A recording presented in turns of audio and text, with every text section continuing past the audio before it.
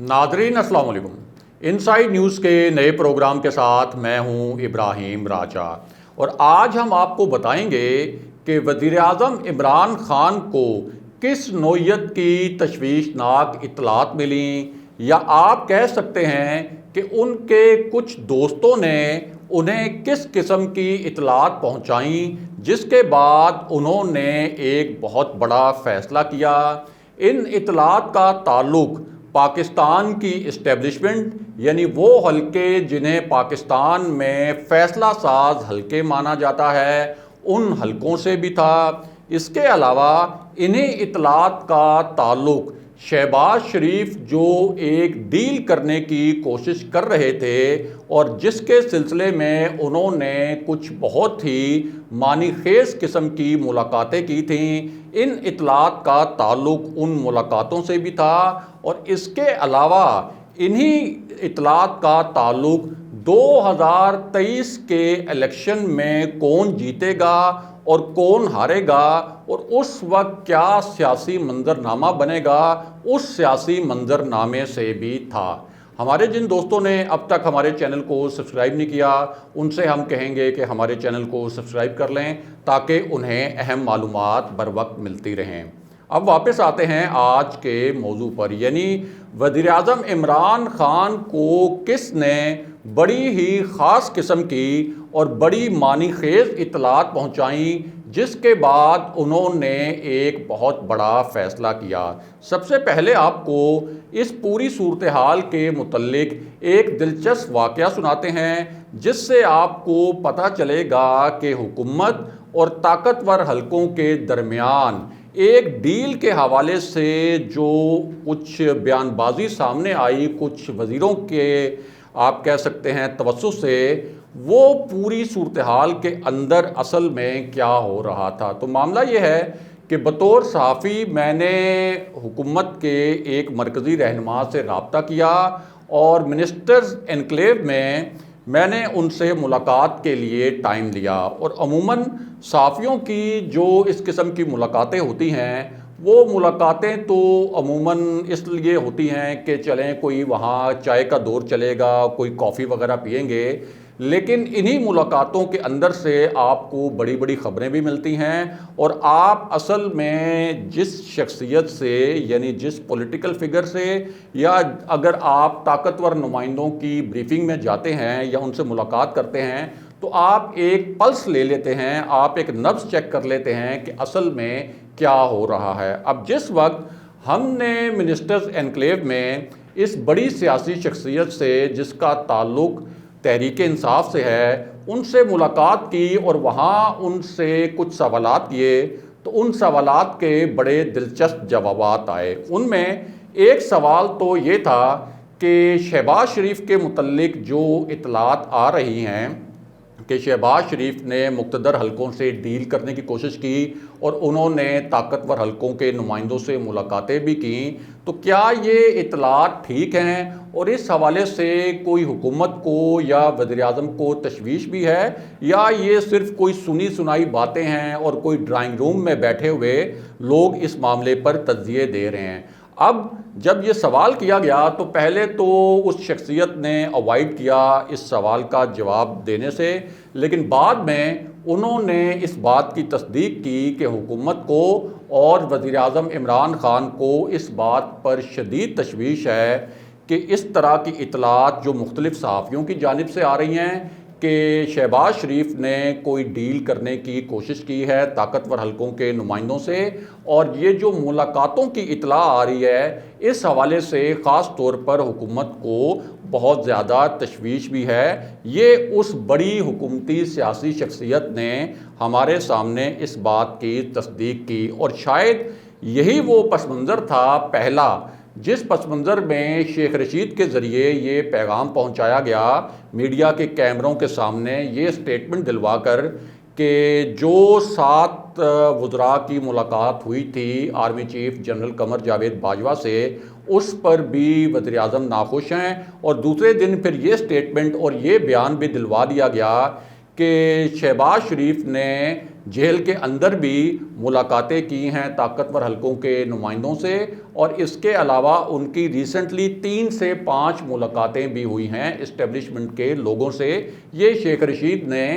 On record کہا، یعنی کوئی آف دا ریکارڈ بات نہیں کی بلکہ کیمروں کے سامنے کی۔ اور ظاہر ہے کہ شیخ رشید وزیر داخلہ ہیں، کئی سول انٹیلیجنس ایجنسیاں ان کو رپورٹ کرتی ہیں، تو انہوں نے جب اتنا بڑا دعویٰ کیا تو اس سے صاف ظاہر ہوتا ہے کہ ان کے پاس کچھ ایسی اطلاعات موجود تھیں، اور اس سے یہ بھی ظاہر ہوتا ہے کہ شیخ رشید نے یہ کوئی از خود فیصلہ نہیں کیا کہ وہ یہ سارے انکشافات جو ہیں وہ میڈیا کے سامنے کریں گے، بلکہ ان کو وزیراعظم آفس سے کوئی ڈائریکٹیوز دیے گئے ہوں گے اور کوئی ہدایت دی گئی ہوگی کہ آپ اس بات کو اوپن کریں، تاکہ ایک پیغام دیا جائے اسٹیبلشمنٹ کو کہ براہ مہربانی اگر یہ جو ملاقاتیں ہیں، اس طرح کی ملاقاتیں ہو رہی ہیں، تو ان ملاقاتوں کو اوائڈ کیا جائے، کیونکہ ان ملاقاتوں پر حکومت کو تشویش ہے۔ اس کے بعد عثمان بزدار والا معاملہ زیر بحث آیا۔ یہ جس میٹنگ کی میں آپ سے بات کر رہا ہوں کہ جو ایک بڑی حکومتی شخصیت کے ساتھ ہوئی،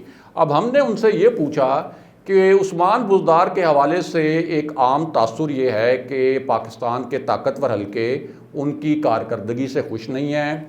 اور انہوں نے کئی مرتبہ یہ تجاویز بھی پیش کی ہیں وزیر اعظم عمران خان کو کہ عثمان بزدار کی جگہ پی ٹی آئی سے ہی یا حکومتی اتحاد میں سے کسی اور شخصیت کو وزیر اعلیٰ بنایا جائے، لیکن وزیر اعظم عمران خان اس تجویز پر عمل کرنے کے لیے تیار نہیں۔ اب اس پر بھی ان کا جو جواب تھا بڑا ہی دلچسپ تھا، بڑا معنی خیز تھا، اور اس جواب کے اندر کئی دلچسپ جوابات چھپے ہوئے تھے۔ پہلے تو انہوں نے میرے جواب کے اوپر ایک سوال کر دیا مجھ سے ہی، اور انہوں نے کہا کہ پہلے آپ یہ بتائیں کہ یہ جو میڈیا میں ایک تاثر ہے اور یہ جو اپوزیشن ایک تاثر دیتی ہے کہ وزیر اعظم عمران خان اسٹیبلشمنٹ کی ہر بات مانتے ہیں، پوری حکومت اسٹیبلشمنٹ ہی چلا رہی ہے، اور جو اپوزیشن ہے وہ وزیر اعظم عمران خان کو سلیکٹڈ بھی کہتی ہے، یعنی یہ تاثر دیتی ہے کہ جو کچھ طاقتور حلقوں کی جانب سے ان کو بتایا جاتا ہے یا جو تجویز دی جاتی ہے یا جو مشورہ دیا جاتا ہے، بلکہ کچھ لوگ تو یہ بھی کہتے ہیں کہ ایک حکم آتا ہے جو کہ وزیر اعظم عمران خان کو ماننا پڑتا ہے۔ تو انہوں نے کہا پہلے آپ یہ بتائیں کہ ایک طرف تو یہ تاثر ہے، دوسری جانب عثمان بزدار والا تاثر بھی ہے کہ طاقتور حلقے عثمان بزدار کو ہٹانے کی مسلسل تجویز دے رہے ہیں اور وزیر اعظم عمران خان اس تجویز کو نہیں مان رہے، تو یہ تو دونوں متضاد باتیں ہیں۔ اس کے بعد انہوں نے اس بات کی بٹوین دی لائن تصدیق کی کہ طاقتور حلقوں کی جانب سے کئی مرتبہ یہ تجویز آئی ہے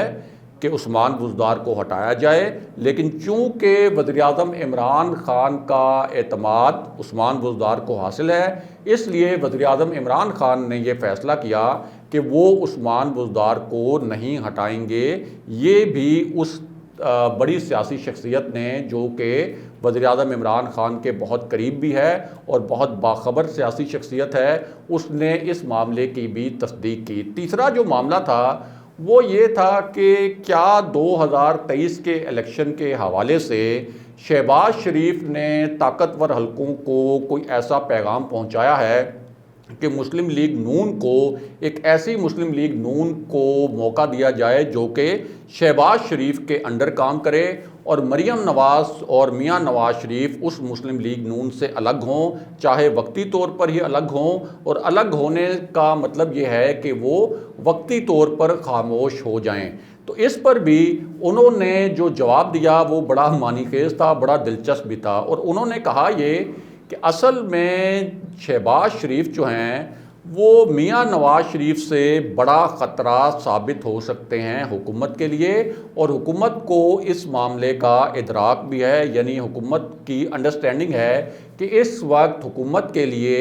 میاں نواز شریف سے بڑا خطرہ شہباز شریف ہیں۔ اب اس پر میں نے ان سے پوچھا کہ سارا ووٹ بینک تو میاں نواز شریف کا ہے، مریم نواز نے بڑی بڑی ریلیز کی، بڑے بڑے جلسے کیے، اور ایک ایسی صورتحال میں اتنی بڑی ریلیز اور اتنے بڑے جلسے کیے کہ جب مسلم لیگ نون عطاب کا نشانہ بھی تھی، میاں نواز شریف نااہل ہو چکے تھے، مریم نواز کے سیاسی مستقبل پر بہت بڑا ایک سوالیہ نشان تھا، لیکن اس کے باوجود آپ یہ کہہ رہے ہیں کہ میاں نواز شریف اور مریم نواز سے نہیں بلکہ شہباز شریف جو ہیں وہ حکومت کے لیے اصل خطرہ بن سکتے ہیں، تو اس پر آپ کی کیا رائے ہے؟ اصل وجہ کیا ہے؟ تو اس پر بھی انہوں نے زیر لب پہلے تو وہ مسکرائے اور پھر انہوں نے کہا کہ آپ کیا سمجھتے ہیں کہ میاں نواز شریف کی بیرون ملک جو روانگی ہوئی وہ کیسے ہوئی؟ اب اس پر میں نے انہیں بتایا کہ ہم جو صحافتی حلقے ہیں انہیں تو یہی معلوم ہے کہ یہ شہباز شریف نے طاقتور حلقوں کے ساتھ ایک ڈیل کی تھی